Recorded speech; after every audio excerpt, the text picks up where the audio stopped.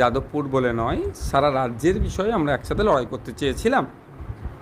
একটা সিট বা ডায়মন্ড হারবার যাদবপুর এ ধরনের নির্দিষ্ট নয়, সারা 42টা সিটই আমরা ঐক্যবদ্ধ লড়াই করতে চেয়েছিলাম। ব্যাপারটা হচ্ছে সৃজনদা তার জায়গা থেকে দাঁড়িয়ে বলছেন, সৃজনদা কি ফাইনাল অথরিটি?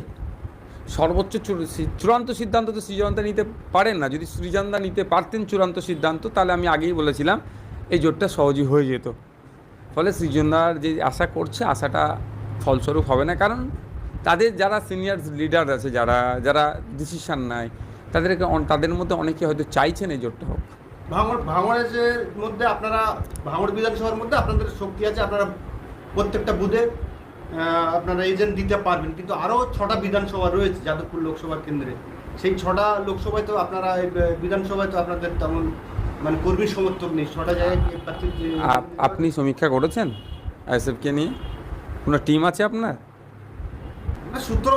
সূত্র মারফত যে সূত্র দিয়েছে ভুল ইনফরমেশন দিয়েছে। তো ব্যাপারটা হচ্ছে আইএসএফের ব্যাপ্তি সারা রাজ্যে ছড়িয়ে পড়েছে, রাজ্যের বাইরে যাচ্ছে আইএসএফ, আসামে আগামী দিনে যাবে, ঝাড়খণ্ডে ইউনিট খুলেছে। অনেকে এটা ঈর্ষা হয়ে দাঁড়িয়েছে, সে না আইএসএফকে কর্নার করার চেষ্টা করেছে।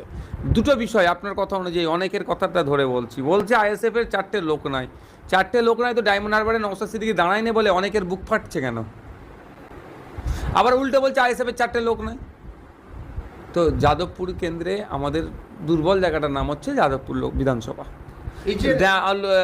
টালিগঞ্জে আমাদের লোকজন আছে, বারাইপুর পূর্ব পশ্চিম, সোনারপুর উত্তর দক্ষিণ, সব জায়গাতে আমাদের ভালো লোক আছে, বুথের এজেন্ট আছে, আমাদের অনেক লোক আছে।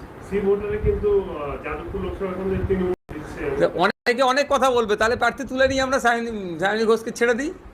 ব্যাপারটা হচ্ছে সি ভোটার হয়েছে মানুষের ভোট নিয়ে, যে মানুষ ভোট দিয়েছে সে ভয় অনেকে মুখ খুলে না, খুলতে দেয় মানুষকে, বাক স্বাধীনতা আছে। আপনি যাদের এতে গিয়ে বলুন না, ডায়মন্ড হারবারে গিয়ে বলুন আমি অভিষেক ব্যানার্জির বিরুদ্ধে ভোট দেবো, আপনার অবস্থা খারাপ করে ফেলবে অভিষেক বাবুর গুন্ডা মস্তানরা। তখন কি আপনাকে যদি মাইক ধরে আপনি কি বলবেন? বুম ধরলে আপনি কি বলবেন? না, আপনি যদি কারোর সামনে বুম ধরেন কাকে ভোট দেবেন বলবে কেন? তিনি বলবে কারণ যেন ভিডিও হচ্ছে, অভিষেক বাবুর জাল্লাদ বাহিনী এসে তো বিপদ করে ফেলবে। তো এই সি ভোটার সমীক্ষাতে মান্যতা নয়। আইএসএফ লড়াই দিচ্ছে, লড়াইটা হচ্ছে তৃণমূল বিজেপিকে হারানোর লড়াই, পরাস্ত করতে হবে। এই লড়াইটা দিচ্ছে, লড়াইটা দিয়ে যাবে, মানুষ শেষ কথা বলবে। আর যখন ইভিএম মেশিনের সামনে যাবে, খাম চিহ্ন দেখবে, তখন তো শেষ কথা হবে।